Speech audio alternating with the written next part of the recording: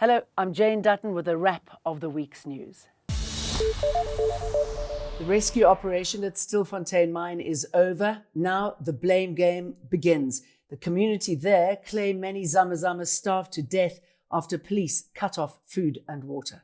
I risked my life to go there to save people. Where was this rescue machine? They said they will put a cage. They will never put someone down. So who will open the cage? We came as a community leaders. We take our lives, so we said, we want to save those people. We will go down there no matter dark or blue.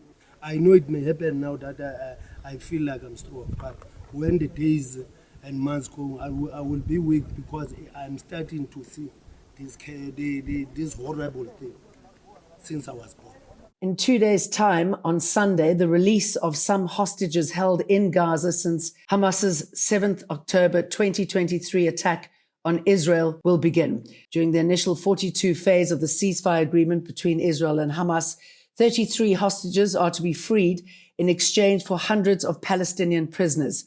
The Red Cross, along with Egyptian and Qatari teams, will receive the Israeli prisoners before handing them over. The South African government has welcomed the ceasefire deal, saying it's a crucial first step in the establishment of an independent Palestinian state. The deal means more aid will also be allowed into Gaza.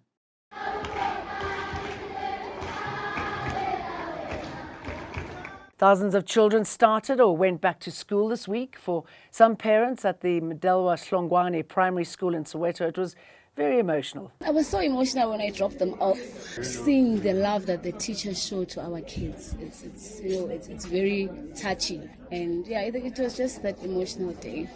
They are some of the lucky ones. Thousands still remain unplaced across the country. Now the next challenge is getting into university with its limited numbers. Also this week, Matric results were released. The class of 2024 achieved a historic pass rate of 87.3%. The Western Cape has once again produced the country's top matriculant for the 7th time. Ryan Ibrahim from Pinelands High School is the country's top candidate out of nearly 1 million candidates who sat for the 2024 exams. Honestly, it just feels so unbelievable to me to have been named the top achiever from a public school and in the Western Cape. I'm just so grateful to be here and just so excited for what the future may hold. But Build One South Africa has expressed reservations about whether it's a true reflection of the state of the country's education system. The party says the pass rate is misleading since more than 500,000 children who started school in 2013 didn't achieve a matric certificate. It says the true pass rate is only around 51%. There's a nervous calm in Mozambique. That's after violence in the lead-up to Frelimo Party's Daniel Chapo's inauguration on Wednesday. Chapo has called for peace and unity. Estão aqui presentes. Aproveitar esta ocasião para dizer que aceitamos o convite. Primeiro, porque achamos que é uma bênção.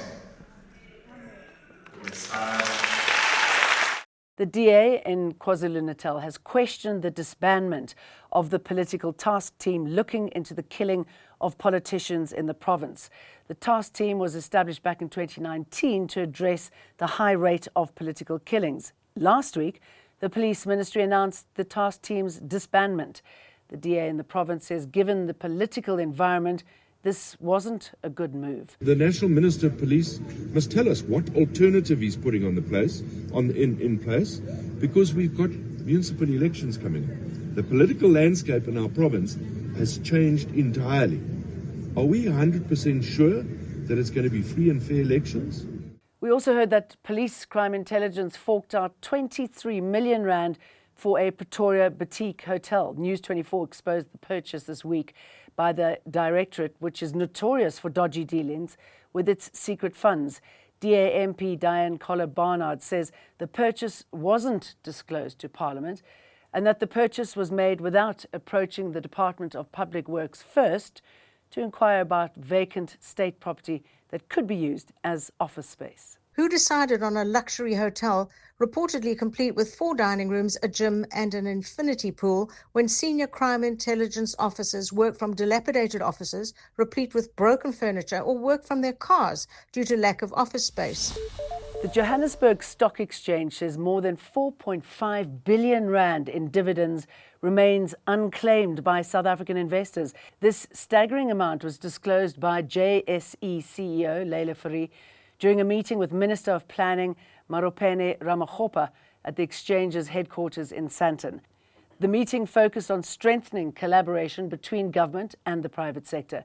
The JSE says many investors may be unaware that they are owed significant sums of money. We want to make sure that all of the rightful owners receive the funds that are due to them. If you think you might be owed a share of these unclaimed millions, you can use the Financial Sector Conduct Authority's online search tool to check your eligibility. And I hope you find some. We'll see you for more next week. Thanks for watching. Eyewitness News, in touch, in tune, and independent. For the latest, log on to ewn.co.za or ewn.mobi.